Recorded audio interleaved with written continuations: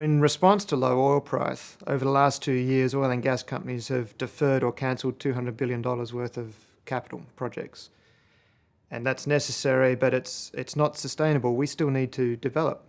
The challenge becomes, how do we deploy future capital in the most productive way? There's a number of well-known themes that become particularly important in that environment around innovation, around standardization, the treatment of optionality. But we basically boil it down to 5 action areas. One is around continue to invest. Invest in innovation, in R&D, in development, particularly at a time when people and equipment are becoming more available. Second is around designing to cost.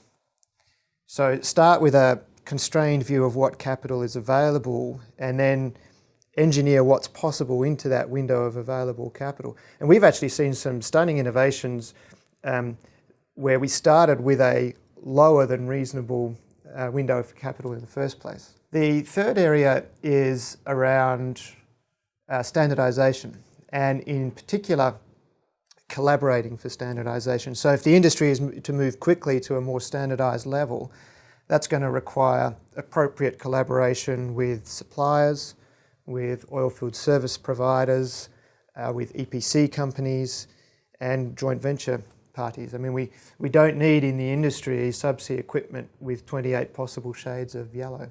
The fourth area is around challenging the development process itself. Maintain the discipline of the stage gate process that we have, but how can we make that more agile? Could we make it carry more options in parallel at the early stage of the process? What's the right balance there?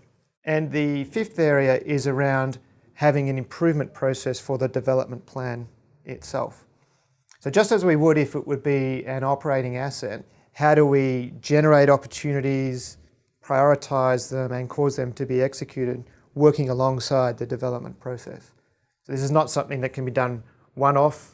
Approaching a stage gate needs to be done constantly through the development process. So we've seen companies reduce significant amount of capex for the same or greater volume output on development projects using these levers. We've seen projects change from not viable to viable using these levers, and we think that will continue to be important over the next 5 years and beyond.